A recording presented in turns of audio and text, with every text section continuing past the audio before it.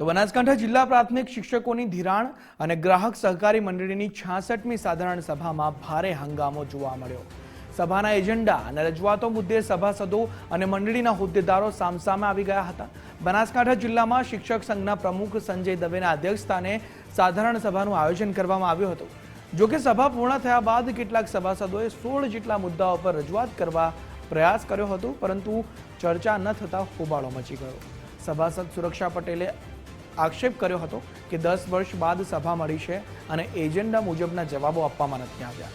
તેમજ આગામી દિવસોમાં જિલ્લા રજિસ્ટ્રારને આવેદનપત્ર આપવાની ચીમકી ઉચ્ચારવામાં આવી।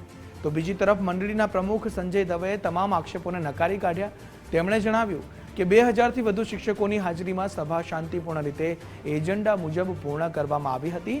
જે લોકોએ વિરોધ કર્યો છે તેઓ પદ મેળવવાની લાલચે શિક્ષકોને ગેરમાર્ગે દોરી રહ્યા છે। પ્રમુખે એમાં ઉમેર્યું કે તેઓ દર વર્ષે સભા યોજે છે અને દરેક પ્રશ્નના જવાબ આપવા માટે તૈયાર છે। હાલ આ મામલો સમગ્ર જિલ્લાના શૈક્ષણિક આલમમાં ચર્ચાનો વિષય બન્યો છે। બોલાવવામાં આવી હતી તો આજે સાધારણ સભા હતી, પણ સાધારણ સભામાં ભાઈએ જે એજન્ડા પ્રમાણે જવાબ આપવાના હતા એ જવાબ આપ્યા વગર ભાઈ પોતે અહીંથી ચાલી નીકળ્યા છે ચાલુ સાધારણ સભાએ। તેમજ સ્ટેજ ઉપર એવું જ લાગતું હતું કે અન્ય એક જ્ઞાતિના સંગઠનના જ કાર્યકર્તાઓ સ્ટેજ ઉપર બેઠેલા હોય એવું લાગ્યું અને ડિરેક્ટરોનો પણ પરિચય ભાઈએ આપ્યો નથી। તો હવે આજની સાધારણ સભાને ગણવી કેવી રીતે?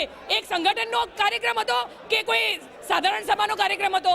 તો સભાસદ વતી એ પણ જરૂરી છે કે ભાઈએ પૂરો જવાબ પણ આપ્યો નથી। 16 જેટલા લેખિતમાં પ્રશ્નો ચેરમેનશ્રીએ મંડળીમાં સ્વીકાર્યા હતા અને એક પણ પ્રશ્નનો જવાબ આપ્યા સિવાય એ પોતે સભા પૂર્ણ જાહેર કરીએ છીએ એમ કરીને એમના મળતિયા લોકો નીકળી ગયા છે। આવનારા સમયમાં અમે માન્ય રજિસ્ટ્રાર રાજ્ય સરકાર આગળ પણ રજૂઆત કરશું અને એક દિવસે ધરણાના કાર્યક્રમ પણ કરીશું। જો પરિણામ નહીં મળે તો આગામી સમયમાં ચોક્કસ મુદતમાં અમે ધરણા ઉપર બેસવાનો અમારું યોજના છે। અમે આજે જાહેર મંચની ઉપર 2000થી વધુ શિક્ષકો ત્યાં ઉપસ્થિત રહ્યા। બધાની વચ્ચે અમે જાહેર મંચ ઉપર સાધારણ સભા ભરી। એજન્ડાઓ બધા એક શિક્ષક સુધી અમારા એજન્ડા અહેવાલ પહોંચ્યા છે।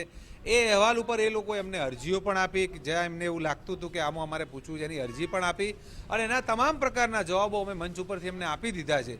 પણ જે લોકોને સત્તા નથી મળી એ અમારો ખોટો પ્રચારને પ્રચાર કરવાનો પ્રયત્ન કરી રહ્યા છે।